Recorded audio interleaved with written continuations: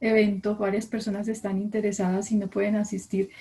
De nuevo los saludo, les agradezco mucho porque ahora 8 días tuvimos pues el problema técnico, pero pues finalmente el profesor Uriel lo pudo resolver y hoy lo tenemos. Hemos venido trabajando, para los que apenas llegan a este espacio, hemos venido trabajando en varias charlas alrededor del patrimonio. Este es un espacio del Laboratorio de Ecología Histórica y Patrimonio Cultural de la Universidad Tecnológica de Pereira, que es una instancia de investigación que promueve los estudios, reflexiones y el análisis sobre el patrimonio cultural en sus múltiples formas, pues hay un enfoque en arqueología. Sin embargo, pues desde el laboratorio se buscan generar procesos de investigación y de análisis de las múltiples miradas que tiene el patrimonio cultural, y este espacio de conversas pues lo hemos querido generar con el fin de dialogar sobre las problemáticas, las oportunidades y las estrategias que podemos o se pueden establecer frente a todas esas múltiples formas del patrimonio material e inmaterial, los bienes muebles, inmuebles, del patrimonio inmaterial que pues está tan urgido de conocimiento e investigación. Entonces, pues en las anteriores conversas hemos hablado sobre la historia de Pereira, sobre Jorge Roa Martínez, estuvimos hablando también sobre el patrimonio arqueológico, cómo se estudió toda el área del aeropuerto. Esta semana pues tuvimos una noticia muy interesante con un hallazgo arqueológico en Chinchilla, Risaralda. Estamos como a la espera de que nuestro director, el doctor Carlos Eduardo López, pues digamos que saque todas las conclusiones y pueda contarnos bien de qué se trata, de qué paso sigue después de ese hallazgo, quiénes van a ser los tenedores o cómo se va a disponer este material. Entonces, pues hay muchas preguntas en este momento sobre el tema, y pues el laboratorio, a través de los profesores Carlos Eduardo López y Marta Cecilia Cano, pues están muy allí pendientes y vigilando el proceso de recuperación y rescate de este material. Esperamos que pues en una próxima conversa podamos invitarlos a ellos a que nos cuenten pues de qué se trató todo el hallazgo y cuál es la importancia arqueológica y qué significa para el ambiente regional esta investigación. Entonces hoy tenemos, continuando con estas conversas, hoy tenemos invitado a Uriel Hernández. Uriel Hernández hace parte del Laboratorio de Ecología Histórica y Patrimonio. Él pues es un educador de corazón, lleva muchos años trabajando en investigaciones, sobre todo relacionadas con el tema de plantas. Él tiene una formación en agroecología, él es magíster en agroecología, es médico veterinario, ha sido pues docente, investigador, ha trabajado con Ondas Conciencias hace unos años ya como asesor del programa de Ondas, y bueno, lo vemos como un apasionado sobre todo de temas de educación ambiental y de este conocimiento alrededor de las plantas, y tiene una cantidad de estrategias educativas para promover el conocimiento de las plantas. Entonces pues la idea hoy es que él nos pueda compartir todo ese trabajo que él ha realizado en sus múltiples, digamos, lugares de trabajo, porque pues, digamos, tiene una mirada muy amplia desde lo académico, desde también la docencia, las instituciones educativas del departamento. Entonces, pues viene a contarnos un poco todo ese conocimiento que tiene sobre las plantas. Entonces, a ustedes pues les agradecemos de nuevo su participación, haber estado 8 días y volver acá. Muchas gracias. Les recordamos, por favor, tener pues los micrófonos apagados. Al final vamos a hacer una ronda de preguntas en la cual vamos a Ay, abrir papi, ¿verdad? un Ahí no espacio está. para que ustedes puedan conversar con el profesor Uriel Hernández. Entonces, si él puede prender ya su micrófono y su cámara, si quiere que lo veamos. Y yo ya tengo su presentación lista.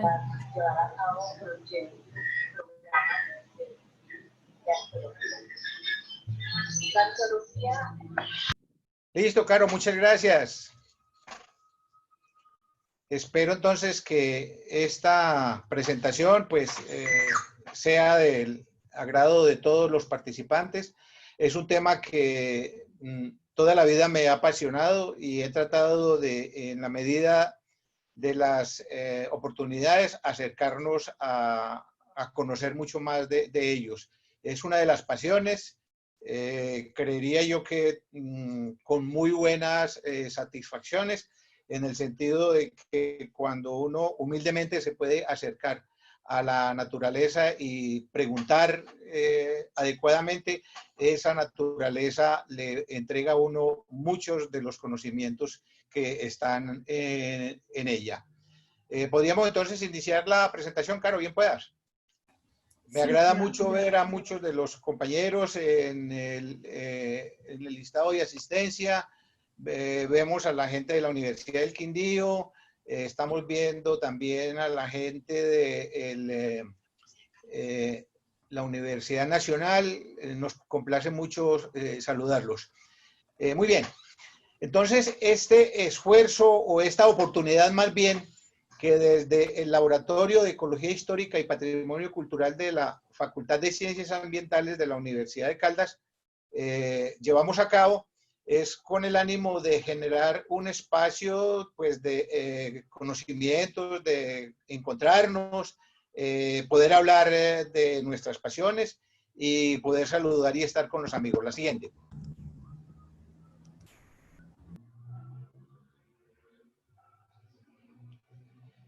Si nos atenemos al diccionario de la lengua española, pues una conversa es conferenciar, es entrevistarse con alguien en torno de un asunto, y este asunto para hoy es sumamente importante para nosotros poder hablar de las plantas. Si conjugamos el verbo conversar, entonces pues yo estoy conversando, tú conversas, todos nosotros tenemos en torno de la conversa como un placer, como un ánimo de encontrarnos con los demás, y me trae muy bien a colación cuando citamos a alguien o convidamos a alguien a tomarnos un tinto y en torno de ese tinto generamos una conversa.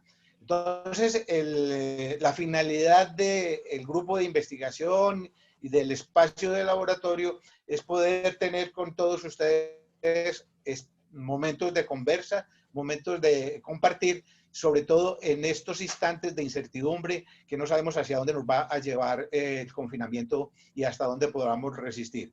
La siguiente.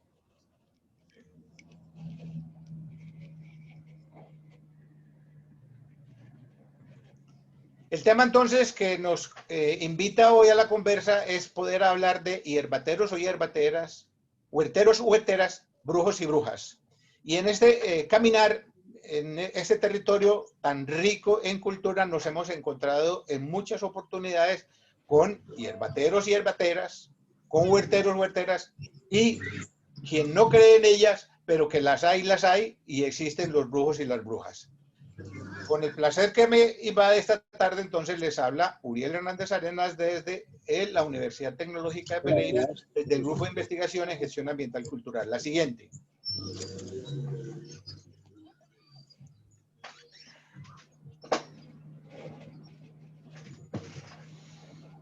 Tenemos una herencia de más de 15.000 años. Lo referenciaba hace un momento el profesor Carlos López, quien ha estado muy cerquita al tanto de buscar esas huellas, sobre todo en el hallazgo que reportaron en la vereda de Hilo del municipio. Ahí está el balón, ahí está. Sobre los hallazgos del mastodonte, y en la primera fotografía se ven esas imágenes de esa prehistoria, de pasar de ser cazadores a recolectores y a ubicarse en un momento determinado, y hoy en día estar ubicados en un contexto tan interesante como hablar de hierbas y de plantas del paisaje. Entonces hay unos 15.000 años de herencia que pudiésemos recuperar en este instante. La que sigue.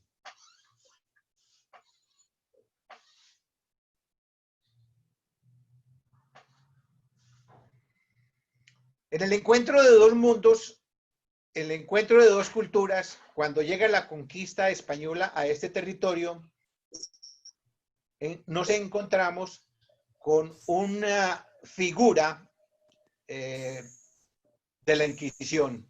esa Inquisición española para lograr penetrar a todo este territorio, pues trajo unas normas, unas pautas de comportamiento más basada en el castigo, más basada en el suplicio, más basada en tener un avasallamiento de todas las gentes de este territorio para lograr imponer una lengua, una religión, unas costumbres, ¿sí? Desconociendo la otredad de las culturas que existían en este territorio. La que sigue.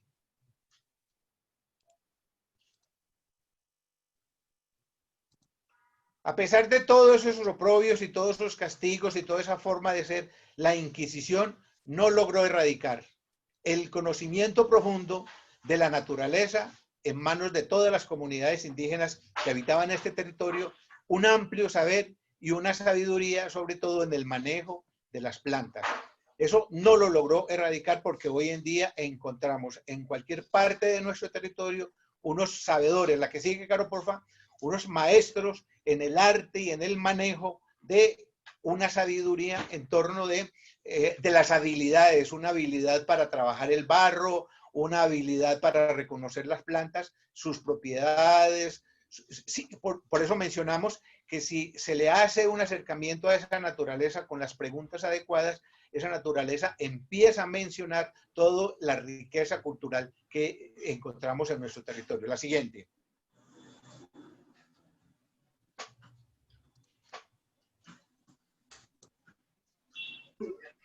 Ese conocimiento en manos de las comunidades fue llevado a un plano mayor con la primera empresa científica que existió en el territorio de la Nueva Granada. Se manifiesta con la expedición botánica de José Celestino Mutis. Nosotros hoy en día podemos tener un legado de ese trabajo de José Celestino Mutis que empezó con el apasionamiento o con la formación que traía desde España, porque él fue médico, pero tenía una inclinación a la botánica, y esa primera empresa científica del país que generó el conocimiento que incluso hoy, 200 y pico de años, no lo conocemos, no lo valoramos ni lo sabemos utilizar. Hoy en día está en un campo de la exploración sumamente interesante para reconocer. Pero hay que mencionar que esa expedición botánica lo que perseguía era montar una base de imperios, perdón, de remedios para el imperio. Y mucha de esa investigación se acentuó sobre reconocer, por ejemplo, en la quina, una planta que facilitó el montaje de toda una empresa para generar divisas y riquezas para la corona española. La que sigue.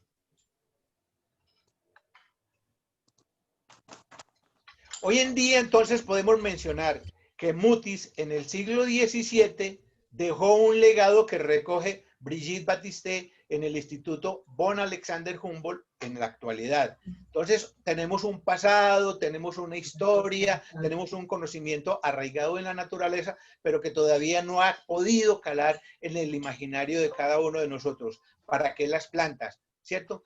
¿Para qué la biodiversidad? Hay una necesidad de conocer, valorar y saber utilizar toda la riqueza en biodiversidad que alberga nuestro territorio. La siguiente.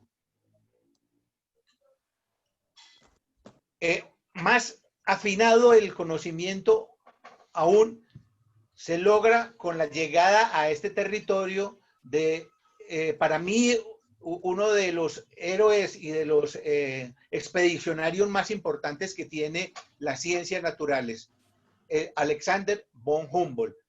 En honor a él se debe pues el nombre del Instituto de Investigaciones, pero Humboldt le cambia la concepción al mundo sobre lo que tenía la América.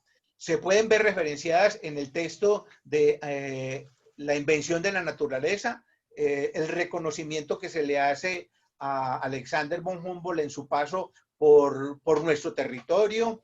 Él ingresa a Cartagena en marzo del 1801 con el ánimo y con el interés de visitar a José Celestino Mutis en Santa Fe de Bogotá, porque le había llegado a él los oídos de que en la Nueva Granada existía un médico investigador que tenía 30 o 40 años de estar hablando sobre la naturaleza.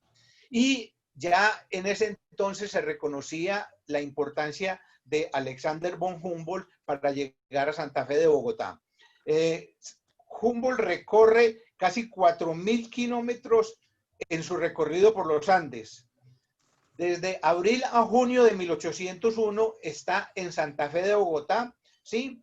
Y hace un reconocimiento de la obra de Mutis, que había logrado con 32 artistas elaborar 6.000 acuarelas de plantas indígenas. Eso es de una dimensión impresionante.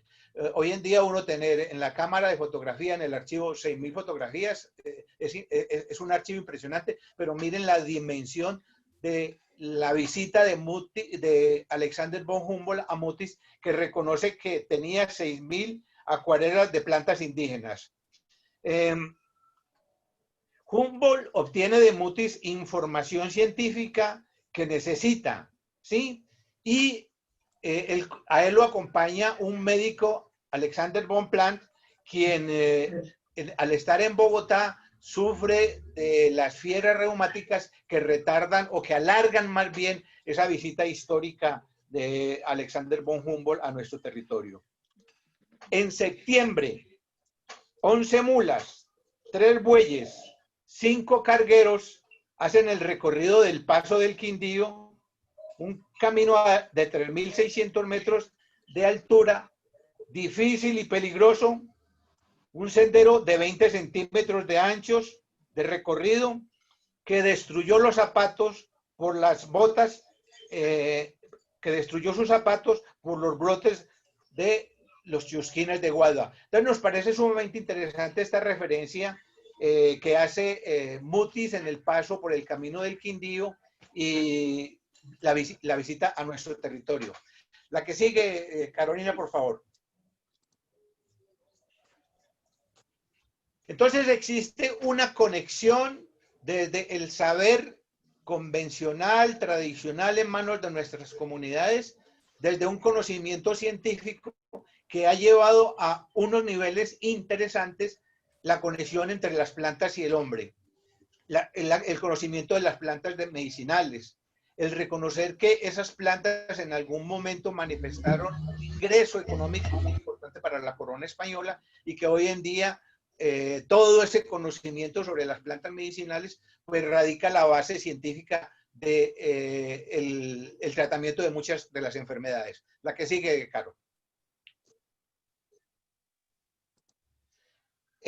Uno de los pupilos o alumnos interesantes de la expedición botánica es Francisco José de Caldas, quien recoge mucha de la información en su recorrido por el sur del país, sobre todo en la quina. Recuerden que la quina es la planta que manifiesta sus poderes curativos más espectaculares contra las fiebres palúdicas o las fiebres de la malaria, y que recibe el nombre de Cinchona officinalis en honor a la condesa de Cinchona, que fue curada por las fiebres palúdicas con los polvos del extracto de la planta, por eso también se denomina polvos de la condesa.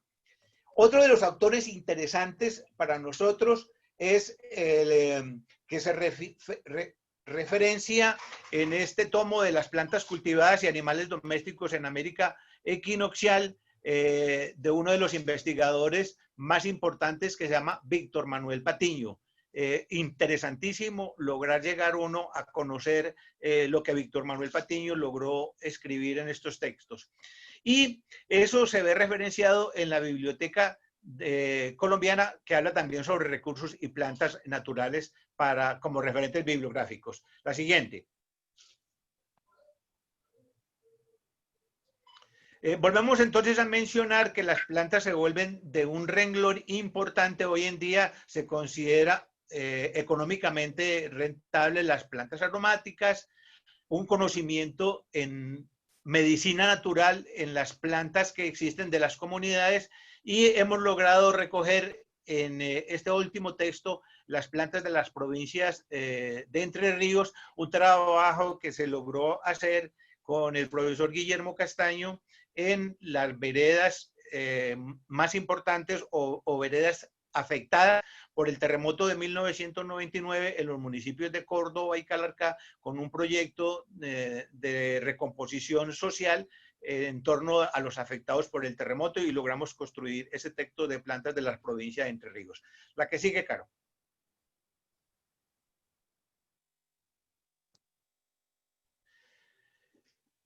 Entonces rescatamos de este tipo de conversas la oportunidad de generar desde el diálogo de saberes un acercamiento a los conocimientos en manos de los personajes interesantes que acompañaron en algún momento esa expedición botánica y que lo referencia muy bien Mutis como herbolarios, arrieros o chasquis, y entre ellos unos nombres especiales como Roque, como el indio Yoshua, que eran los que realmente tenían el conocimiento. Hoy en día nosotros en algunas de las prácticas de la universidad, del grupo de investigación, de los estudiantes de la Facultad de Ciencias Ambientales, nos acercamos con humildad a los conocimientos que tienen un grupo de campesinos en el área de amortización del Parque Nacional Natural Tatamá, como es la Escuela de Agroecología de los Genaro. Ahí tenemos al papá Genaro Ramírez Mayor, Genaro García, perdón, que nos acoge humildemente y nos cuenta todos sus saberes y todos sus conocimientos. Y nosotros los tenemos referenciados en este texto de diálogo de saberes construido desde la Facultad de Ciencias Ambientales, la que sigue.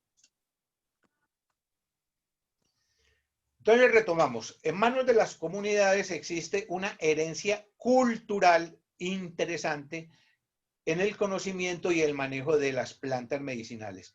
Y no solo en el conocimiento y manejo de las plantas, también cuando uno se acerca a una plaza de mercado, logra encontrar que las comunidades campesinas tienen un saber y lo ponen a flor de piel los días de mercado cuando sacan sus productos, en este caso de quesos, de mantequilla, de moras, con un conocimiento y un arraigamiento de lo que son. La que sigue.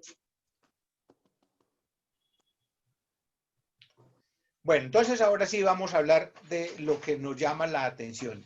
En este sentido, la primera planta mágica que nos invita se llama la trompeta de ángel, floripondio, que en su estadía en Santa Fe de Bogotá, Alexander von Humboldt y von Planck dicen que la encuentran en el Templo del Sol en Sogamoso, y es una planta utilizada por los sacerdotes del templo. La que sigue. ¿Por qué es una planta mágica? Nos preguntaríamos, o sería la primera pregunta que hacemos. ¿Por qué una planta mágica? Porque esa planta mágica guarda secretos de los alucinógenos en el uso de la magia y la medicina. Esa planta para las comunidades del Cauca, del sur del país, es una planta especialísima porque referencia secretos de los alucinógenos en el uso de la magia y la medicina. La que sigue.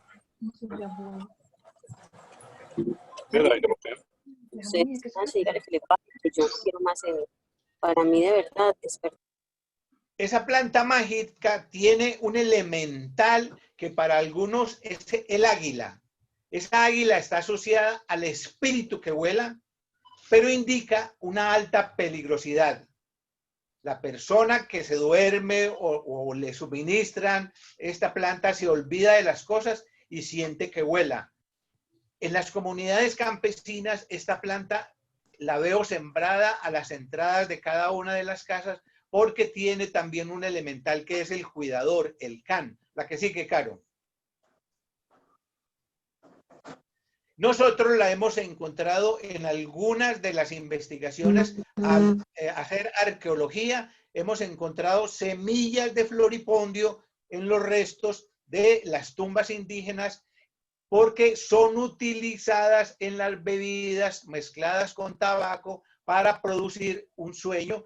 Y recuerden que los referentes históricos culturales dicen que el personaje principal era enterrado con todo su séquito en una de las tumbas. Entonces, ahí hay una de las explicaciones al por qué encontramos semillas de floripondio. Pero también es para iniciar el viaje o que en el viaje hacia más allá el acompañamiento sea mucho más placentero. La que sigue. Otra planta interesante dentro de la cultura nuestra, entonces, son las plantas rituales como la coca y el tabaco. Estas plantas son sumamente importantísimas porque a través de ellos se manifiesta la conexión espiritual con nuestros mayores, nuestros antepasados. Para poder llegar a ese estado de conocimiento, el iniciado lo logra hacer a partir de los 6 años, o sea que es un retiro espiritual para que esa persona logre llevar a su máximo nivel el contacto con los espíritus que se manifiestan en forma de anaconda o de jaguar. Entonces aquí logra empezar uno a entender por qué la anaconda, la serpiente, por qué el jaguar está empezando o se ha descubierto, por ejemplo, en las piedras talladas, en los petroglifos que hay en los últimos descubrimientos, porque invita a hacer una conexión espiritual con el más allá. La que sigue.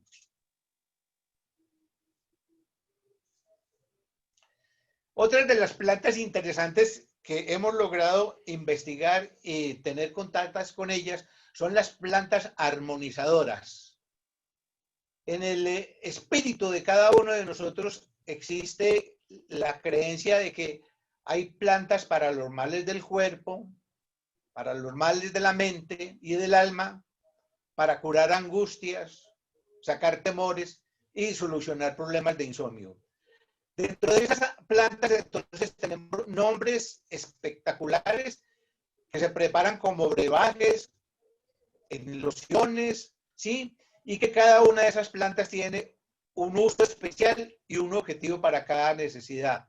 Entonces tenemos la planta del créeme, la del sígueme, la del pega-pega, del ven a mí, la de desencadena o el abrecaminos. La que sigue. Muy utilizadas en el argot campesino. Por ejemplo, tenemos el creme. Del creme se logran hacer unos extractos, ¿cierto? Unos potajes con el cual se cree que se logra tener el amor o acercamiento a la pareja para hacer un amor recíproco. La hemos encontrado en la cordillera occidental, en el Parque Nacional Natural Tatamá, pero existe una población, una vereda del municipio del Dagua en el valle, desde donde se toma su nombre del quereme. La que sigue, Caro. Otra de las plantas interesantes dentro de la gran riqueza botánica de nuestro territorio es el trompeto, curador o mano de tigre, reconocido como un insecticida natural. Las comunidades lo utilizan para matar insectos de cutícula gruesa, como puedan ser las garrapatas, los piojos. Entonces, con ese mismo principio, se ha empezado a utilizar en la agroecología para hacer biopreparados o hacer insecticidas que ayuden a controlar plagas en los cultivos. Pero sus usos medicinales son impresionantes porque se pueden utilizar para heridas, para verrugas, sí, para irritaciones. Entonces es una planta sumamente interesante desde el punto de vista de la farmacopea indígena. La que sigue. Otra planta sumamente interesante es la portulaca, ¿sí? O fotulaca. Se recomienda, es una planta muy energética. En los cultivos se puede tener porque irradia una energía espectacular, pero miren que sus recomendaciones, como en la medicina, también nos ayuda a utilizarlo como antiinflamatorio, como vermífugo contra la sarna, ¿cierto? Sí, y para heridas cutáneas, pero también es un insecticida natural. Sus extractos disueltos en el agua pueden controlar este caracol que se está manifestando con tanta intensidad actualmente. La que sigue, Caro, por favor. De la portulaca se puede utilizar o se hace un extracto para adelgazar, ¿cierto? Para reducir la talla y bajar de peso, que hoy en día se reconoce en las farmacias homeopáticas como el té de Windsor. Entonces, aquellas personas que tengan problemas con el sobrepeso, con la portulaca también se puede lograr hacer una reducción de la talla o bajar de peso. La que sigue.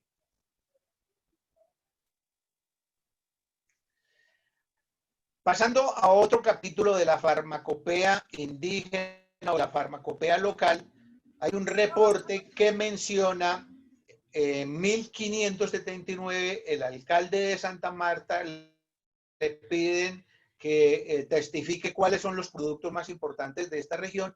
Entonces está hablando de que esos indios se alimentan de unos cogollos que se denominan jiracas. Entonces de ahí viene también el reconocimiento a la jiraca como una de las plantas importantes de la alimentación. Pero hay papas, arracachas, tubérculos propios de la tierra fría, como son los ibias, los cubios, las yaguas, los ajís, los frijoles, las frutas y las hojas base de la alimentación, sumamente interesante para nosotros. Dentro de esos frijoles podríamos nosotros destacar uno muy importante que es el chachafruto. Recuerden y mencionan también la literatura, esos indios se alimentan de unas judías gigantes, hacen referencia al frijol de chachafruto. La que sigue, Caro.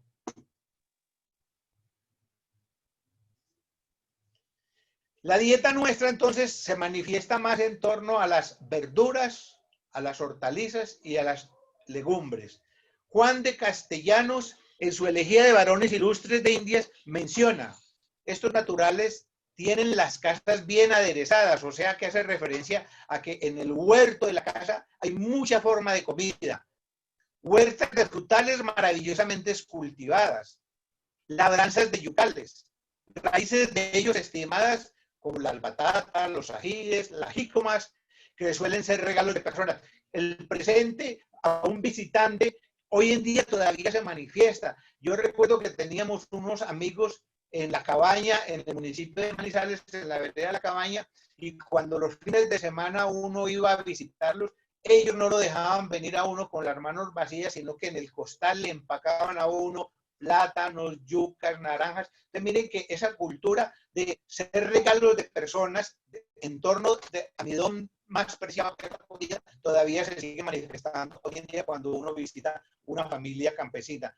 No, no se vaya con las manos vacías, aquí tiene ese tallito para que lleve para su casa. Ese es el mensaje que le entregan a uno cuando va a salir. La que sigue, Caro. Entonces, nuestro patrimonio cultural está más sentado en verduras, hortalizas y legumbres. En nuestro peregrinar por todo este camino, uno encuentra esta hermosa planta que se llama la tibullina. Hoy en día se reconoce la tibullina como el árbol insignia del municipio de Finlandia, pero los reportes de información en literatura dicen que combinando las flores de la tibullina con la miel de las abejas meliponas, o sea, las angelitas, aquellas que no tienen aguijón, que no pican, hoy en día se considera la miel más espectacular y más fina. Se puede producir una compota nutricional de grandes elementos nutricionales. Entonces, he ahí también un reporte interesante. La tibullina, las flores de la tibullina con la miel de las abejas meliponas para compotas alimentarias. La que sigue. Tenemos en nuestra farmacopea o en nuestra amplia conocimiento de las plantas una muy importante que son los condimentos y los colorantes. Esos condimentos están dados por el achiote. Hoy en día todavía en algunas de las casas se acostumbra en una botella de aceite colocar unas semillas de achiote y con eso aderezar los alimentos, el arroz o las viandas que en algún momento tengamos. Y no hay que desconsiderar la importancia que tiene el ají hoy en día, incluso en estas épocas de pandemia, mucha de la gente se está consumiendo mucho ají porque lo consideran un producto que puede aumentar las defensas en algún momento que se considere determinante en los momentos de salud. Esta referencia también lo hace Antonio de Medina en 1579, alcalde de Santa Marta, y todavía hoy en día tanto el ají como el achiote sigue siendo parte de la culinaria nativa en cada una de nuestras regiones. La que sigue. Otro aspecto sumamente interesante son las raíces, los rizomas, los tubérculos, tales como el bore o la papa china. El bore hoy despreciado. menos traído, pero el bore hace parte de la cultura porque ese vástago del bore permite generar un almidón muy rico en nutrientes. Hoy en día solamente el bore es utilizado como comida en las explotaciones piscícolas, pero el bore es de una importancia capital para las comunidades indígenas y para las poblaciones. Y no que se diga nada de la papa china en las comunidades indígenas o en las comunidades negras, que también logra tener un lugar de privilegio en la alimentación. Entonces, no tanto la papa del sur, sino que nosotros tenemos dos consideraciones importantes en torno a los almidones, como son el bore y la papa china, la que sigue. En ese también en términos de la raíz y de los tubérculos, pues la yuca, la racacha también hace parte también de esa tradición cultural culinaria importante. Y aquí hay un aspecto sumamente valioso, el haber desaparecido de nuestra cultura los cereales andinos, tanto como el amaranto, como la quinoa y el tarwi. La base alimentaria de los pueblos andinos fueron estos tres cereales, el amaranto, el tarwi. Ellos fueron la base alimentaria importantísima en las comunidades indígenas. Y hoy en día hacen parte de la dieta nutricional de los astronautas en sus viajes espaciales. Una comparación que yo hago es, cada uno de nosotros sale cada 8 días o cada 15 días a llenar la remesa en las casas. Y nos venimos casi con un canasto, con un bulto lleno de alimentos. Estos astronautas, para estar 6 meses u 8 meses en el espacio, deben de tener una reserva de nutrientes que podría ser una tractomula o 2 tractomulas. No, con las galletas de los astronautas hechas en base a el amaranto, la quinoa y el tarwi, tienen los requerimientos nutricionales para permanecer en el espacio y se pueden consumir en una pastillita. La siguiente.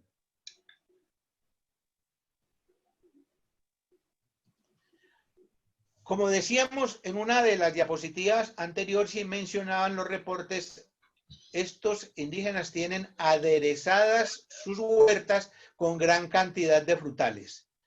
Hay un estudio hecho por el doctor Francisco Javier Franco Espina, que en paz descanse, recuperando la memoria biocultural del pueblo cafetero y hablando de la etnobotánica, con más de 110 especies de frutales. Miren la inmensidad de esta maravilla, 110 especies de frutales en la etnobotánica cafetera. Es un trabajo que me parece sumamente espectacular, está referenciado en textos, está en un afiche de una dimensión que hace muy válida esa presencia de nuestra cultura en frutales. La que sigue, Caro.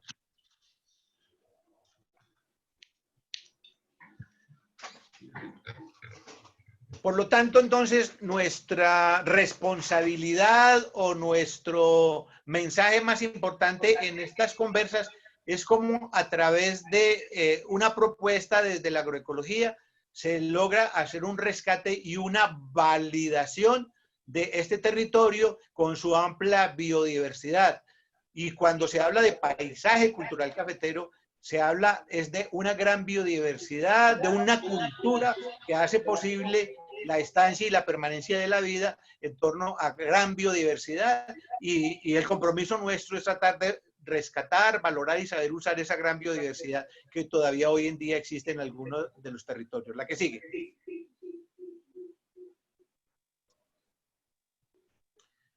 Aquí tenemos parte de un trabajo de exploración muy importante que es de lograr volver a rescatar los conocimientos en torno de el yacón, la Polinia sonchifolia, muy utilizada en los territorios del sur, en Perú y en Bolivia, pero que gran parte a un esfuerzo de investigación lo logramos traer y ubicar en el contexto del eje cafetero. Los reportes y mención que se hacen al yaconera, que en algunas épocas fue parte constitutiva de la dieta, sustituyendo en algunos momentos problemas de la cosecha de las papas, el yacón logró ser parte constitutiva de la dieta. El yacón menciona que es la única fruta que existe como raíz, ¿cierto? Recuerden que lo mencionamos en la diapositiva anterior, hay un estudio de 110 especies de tutales, pero de aquí logramos hacer un rescate en torno al yacón, que se ha convertido en una de las propuestas más interesantes en producción en el eje cafetero. El yacón es un edulcorante natural, es rico en azúcares y hoy en día sus propiedades se consideran como en la dieta alimentaria como bifidobacterias para manejar problemas en el colon. Es decir, los adultos mayores, cuando la digestión se apereza, acumula en el colon y empiezan a tener trastornos de estreñimiento. Pues el yacón es una de las plantas interesantísimas que le ayuda a trabajar las bifidobacterias del colon y a prevenir los problemas que se presentan con el cáncer de colon. Pero su espectro es mucho más amplio. Se le considera la cantimplora del Inca, la cantimplora del Chasquis, es decir, es como el bioenergético de la época del Chasqui, por sus grandes potencialidades nutricionales y su grande contenido en potasio y en minerales. Algunas de las muestras en las cuales el yacón puede intervenir entonces es en la preparación de tisanas, en la presentación de jugos, en la presentación de edulcorantes para personas que tengan problemas con la diabetes. Entonces es un gran espectro en el cual el yacón puede ser trabajado. Hoy en día en el eje cafetero tenemos comunidades de campesinos que trabajan muy bien el yacón. La que sigue, Caro. Otra planta interesantísima a la cual hemos llegado en el trabajo de investigación y acercamiento con el grupo de investigación en gestión ambiental cultural es el sagú. El sagú hizo parte de la dieta alimentaria de nuestras comunidades. Hoy en día hace también parte de un rescate del olvido por sus elementos nutricionales. Produce un almidón. Con el sagú se pueden preparar panes, tortas, y hay un reporte que a mí me parece sumamente interesantísimo. Cuando el Libertador en la quinta de San Pedro Alejandrino, recuerden que él fue a morir, el médico que lo atiende, Próspero Reverán, menciona, por favor, suministrele al Libertador colada de sagú para que tenga fuerzas y se pueda morir. Entonces, el sagú es un elemento sumamente interesante que se puede utilizar en varios de los estadios de la vida humana. Primero, por su riqueza nutricional en el crecimiento del cerebro de los niños en edad de los 1 o los 2 años. Esa masa encefálica que necesita un desarrollo importante, entonces con el sagú se puede lograr. O en enfermos terminales o en enfermos posirúrgicos, porque tiene posibilidades de recuperar el intestino por sus propiedades. Desde el laboratorio, entonces, de Ecología Histórica de la Universidad, hemos hecho un esfuerzo interesante de lograr integrar el sagú como parte de la dieta alimentaria a través de trabajos de investigación de la paleobotánica, la que sigue, claro, que nos refuerza este comentario que estamos haciendo en la conversa. Entonces, en las piedras de moler, el primer artefacto que utilizaron nuestras comunidades, se logran encontrar los almidones de sagú que nos hacen una referencia de la presencia histórica en este territorio aproximadamente de más de 10.500 años de antigüedad. Entonces este territorio es rico en cultura, es rico en ser considerado como un centro de desarrollo de la agricultura desde donde se irradió para muchas partes del continente. Eso lo logramos entonces gracias a la paleobotánica, la que sigue, Caro, que nos ha logrado determinar los gránulos de almidón en los hallazgos, en las excavaciones que se hacen. Pues ahora hacíamos una comparación que se logra llegar hasta 2 o 3 metros en las excavaciones arqueológicas, pero miren que el hallazgo del mastodonte fue en una mina de oro localizada a más de 20 metros de profundidad. Entonces, cuando se logre llegar a otros estratos de la investigación, serán mucho más rica el contenido en descubrir ese velo histórico que este territorio manifiesta. Entonces, a partir de la ecología, a partir de la etnobotánica, de las excavaciones arqueológicas, hemos podido acercarnos a estos descubrimientos tan interesantes sobre un pasado que nos habla de las plantas con los cuales se alimentaban los pobladores iniciales de este territorio. La que sigue, por favor. Eso se manifiesta entonces a través del hallazgo en las piedras de moler de estos gránulos microscópicos de almidón que nos referencian el estudio y la existencia de estas plantas tan interesantes. Entonces miren que empezamos a hablar de brujos, de huerteros, pero ¿dónde llegamos hoy? A descubrir que esos huerteros antecedentes nuestros tienen 10.500 años de antigüedad. La que sigue, Caro, por favor.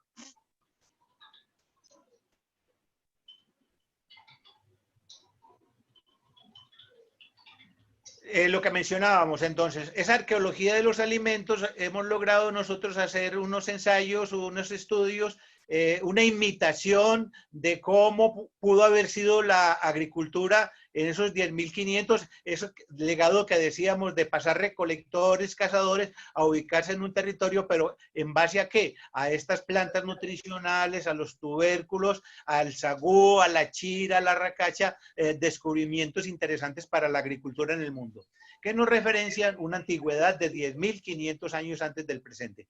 La que sigue, Caro, por favor.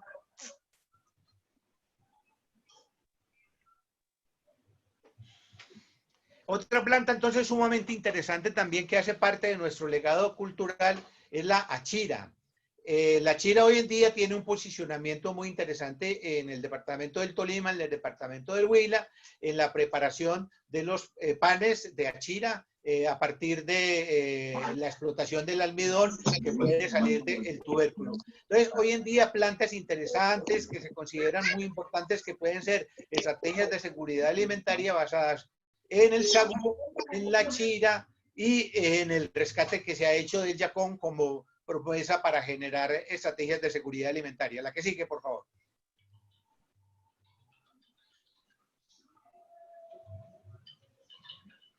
Cuando visitamos una plaza de mercado, el aspecto mucho más importante pues es lograr tener acceso a estos alimentos, pero recuerden que detrás de ese alimento hay toda una cultura, un manejo de plantas tradicionales. Esto lo podemos ver entonces cuando uno visita un municipio tan importante del occidente del departamento de Caldas, como es el municipio de Río Sucio, como es el municipio de Quinchía, que nos hablan de las tradiciones culturales en torno de todo un legado en el manejo de las plantas. La que sigue.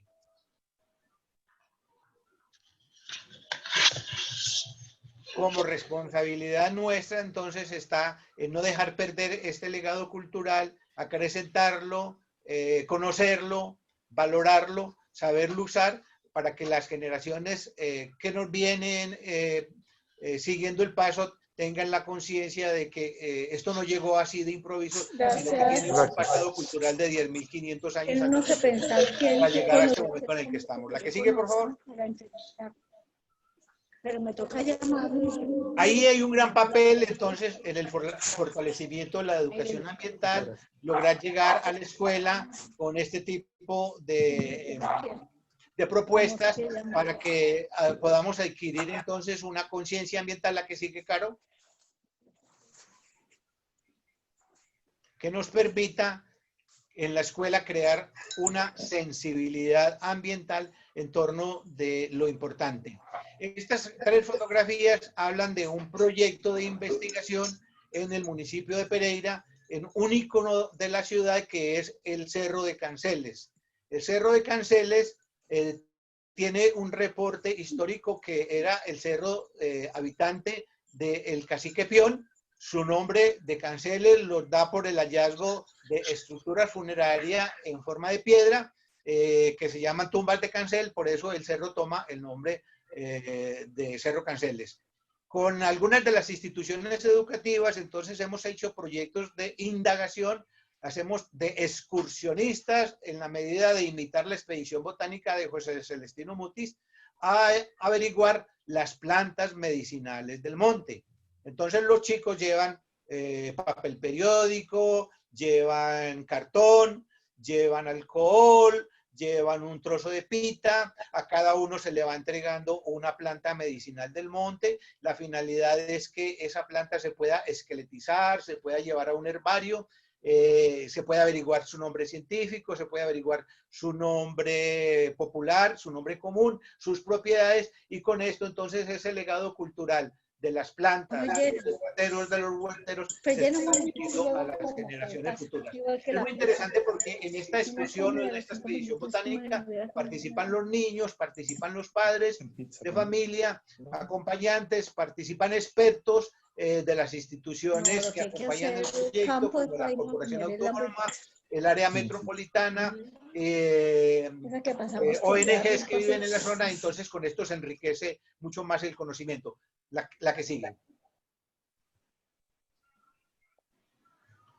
Todo esto tiene como finalidad entonces volvernos más conscientes de lo que somos, más conscientes de nuestro papel en este momento, sobre todo de incertidumbre, acrecentar ese ser con valores, con un conocimiento muy certero sobre lo que tenemos en un territorio a partir de un saber logrado a través de una vivencia, y lograr habitar un territorio con todas sus riquezas y todas sus potencialidades. Yo creo que entonces ese es el papel nuestro a través de este ejercicio hoy de la conversa de huerteros, yerbateros y brujos, para lograr arrancar o no arrancar. Ahí está ese libro abierto de la naturaleza que nos está entregando todos los secretos si sabemos acercarnos con humildad a través de las preguntas qué, cómo, cuándo,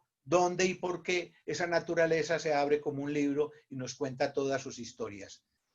Yo creería que este es el contenido de la conversa del día de hoy. Para mí es un placer estar contando todo esto porque esto es mi vivencia, es lo que sé hacer, es lo que me apasiona, y pasaríamos entonces a dar respuesta a algunas de las preguntas si existen en el chat. Muchas gracias por el acompañamiento. Ha sido muy interesante estar con ustedes. Muchas gracias, Uriel. Muy interesante este barrido que nos hace. Yo sé que es un tema que es muy, muy amplio, que usted nos hizo así como una mirada, porque en una hora es imposible que podamos conocer el patrimonio y el conocimiento de la biodiversidad en el paisaje cultural cafetero, porque, pues bueno, había mucho por conversar. Lo que sí nos deja usted como reflexión es que hay el ejemplo más interesante de la capacidad humana para transformar un territorio y para adaptar la naturaleza, pues es el uso de las plantas. Esa infinidad de usos que usted nos relata aquí en la conversa van desde no solo los alimentarios, sino los medicinales, los rituales, tejidos, hasta pues psicoactivos, alucinógenos, medicinales, etcétera. Y pues eso da cuenta de cómo una sociedad ha ido conociendo su entorno y a partir de ese conocimiento pues va incorporándolo, ese conocimiento, y lo va transmitiendo. Pero entonces allí surge también una preocupación, y es que este conocimiento muchas veces se queda en la tradición oral. Usted habló también y nos mostró unos libros que dan cuenta de cómo se han de alguna manera sistematizado los conocimientos y experiencias, pero yo creería, y no sé si estoy equivocada, en que la mayor parte del conocimiento sobre el manejo de las plantas, el uso, las posibilidades que tiene, pues no está documentado. Entonces, me parece que usted también nos abre como ese panorama frente a la necesidad que hay de generar procesos en los que documentemos el uso tradicional de esas plantas, el manejo que se le hace, que podamos hacer un rescate de estas semillas, un proceso también de transmisión de ese conocimiento, que pues también usted nos mostraba un libro de diálogo de saberes que da cuenta de ese ejercicio en el que se ha tratado de sistematizar, pues en manos de quién está este conocimiento y cómo la academia puede participar en procesos de recuperación y de difusión de ese conocimiento. Pero entonces mi pregunta, y pues mientras me responde esta pregunta que yo le tengo, las personas pueden ir escribiendo las preguntas y comentarios en el chat para que las podamos transmitir a Auriel. Y mi pregunta pues tiene que ver con en el eje cafetero, en el paisaje cultural cafetero, ¿qué experiencias conoce usted de custodia, aparte pues de la que nos mostró de los genaros, pero quiénes están custodiando esas semillas, ese conocimiento, pues si se está sistematizando más allá de los libros que yo vi que usted tiene, que son unos libros que ya están viejitos, y además pues sería bueno que nos dijera dónde se consiguen. Esta semana estuve precisamente buscando unos libros relacionados con paisaje cultural cafetero y cada vez son más escasos, diccionarios de la cultura cafetera, novelas sobre la cultura cafetera, y cada vez es más escaso encontrarlo. Entonces, ¿dónde podemos acceder a ese conocimiento y cuáles son las experiencias de recuperación y de custodios de semillas?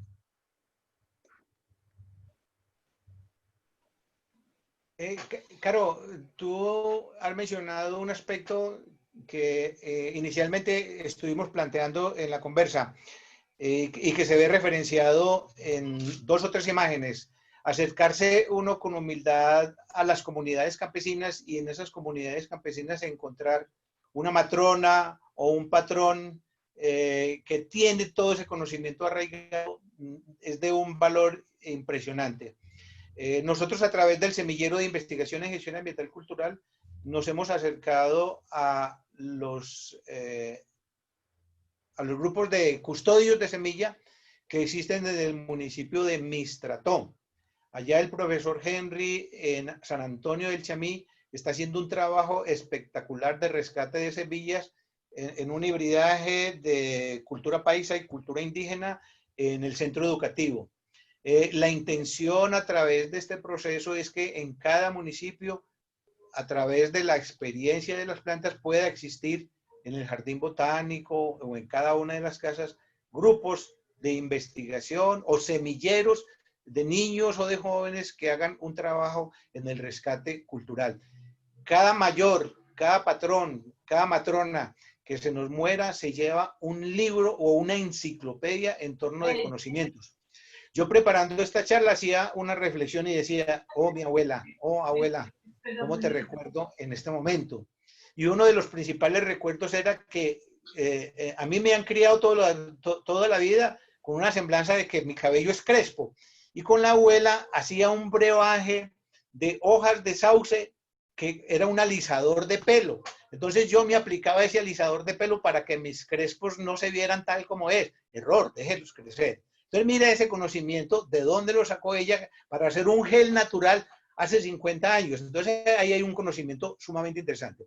Entonces cada municipio, cada escuela, cada labor, por eso las últimas diapositivas son encaminadas a eso, a mencionar que la escuela tiene un compromiso sumamente importante con llevar a los niños a esos niveles de reconocer que ese saber no está solamente en los libros, sino que está ahí en el patio de la escuela, sobre todo si uno deja que las plantas le hablen a uno.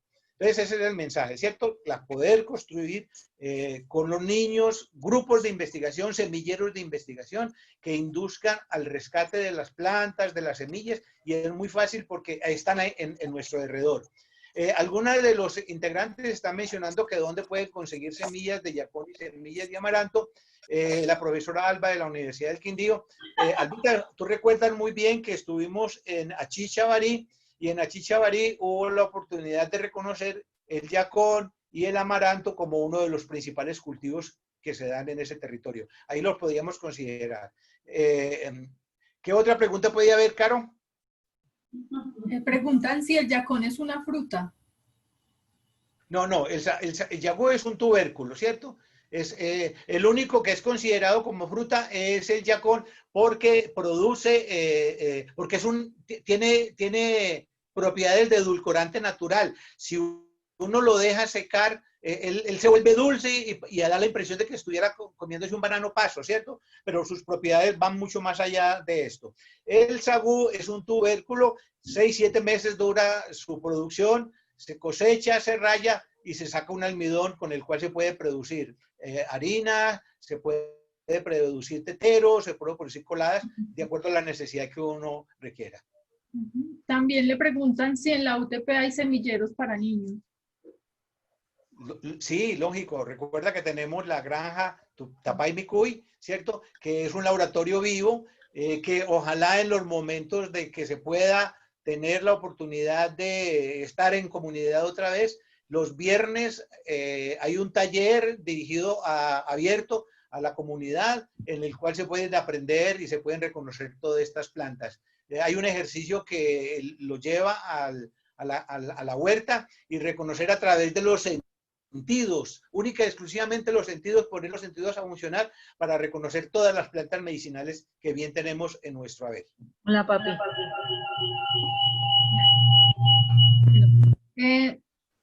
Frente al tema de dónde está ese conocimiento, aparte de los libros que usted nos mostró al principio sobre el paisaje cultural cafetero, ¿hay alguna compilación de ese conocimiento específico? ¿Hay publicaciones específicamente sobre las plantas?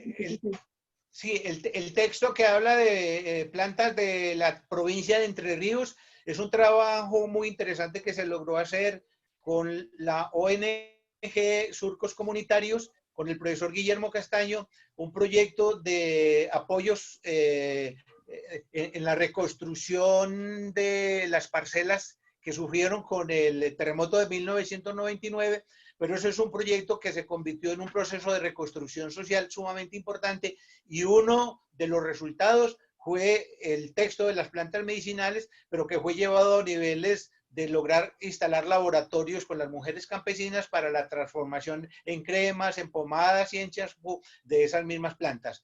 En el municipio en Pereira, en la vereda La Bella, existe el grupo de plantas medicinales también que producen que producen cremas, pomadas y champús con el trabajo de las plantas medicinales. Entonces, hay muy buenos acercamientos a esos escenarios que se pueden conseguir incluso esas plantas medicinales en la tienda agroecológica con Cogollo en la 22 entre Quinta y Sexta en el municipio de Pereira. Bueno, para doña María Valencia, que pregunta dónde queda la huerta queda por la Facultad de Bellas Artes en la parte de atrás. Usted se puede meter al Facebook del Centro de Gestión Ambiental de la Universidad Tecnológica y ellos están haciendo en este momento capacitaciones sobre manejo de huertas, de plantas en general. Cuando estemos como otra vez en normalidad, ellos los viernes por la mañana tienen un espacio donde cualquier persona puede ir a trabajar con ellos para aprender de plantas, para trabajar, para aprender sobre compostaje, para hacer semilleros, para hacer abonos y bueno, ellos capacitan mucho sobre ese tema y es abierto, no es gratuito, cualquier persona puede ir y tanto aprender como enseñar. Es fácil pues acceder allí y por la página del Facebook del Centro de Gestión Ambiental, le repito, puede acceder a los talleres que están haciendo ahorita virtuales. Bueno, Uriel, yo le quería preguntar otra cosa y es que, bueno, aquí lo que me parece impresionante también en ustedes es que hay una mezcla entre el conocimiento empírico que tiene una aplicación práctica y es decir, a través del ensayo y error seguramente muchas comunidades han aprendido sobre ese manejo de las plantas y lo han transmitido, plantas que sirven para el cabello suyo, para curar enfermedades, etcétera, pero también se mezcla mucho con lo mítico, ¿cierto? Entonces terminamos en una mezcla entre lo real, lo que tiene un uso práctico, lo que funciona, pero también en un pensamiento mágico, religioso, que es muy típico de la cultura cafetera. Nosotros somos como que en un vaivén entre un pensamiento racional y un pensamiento mítico religioso, que a mí me parece muy bello.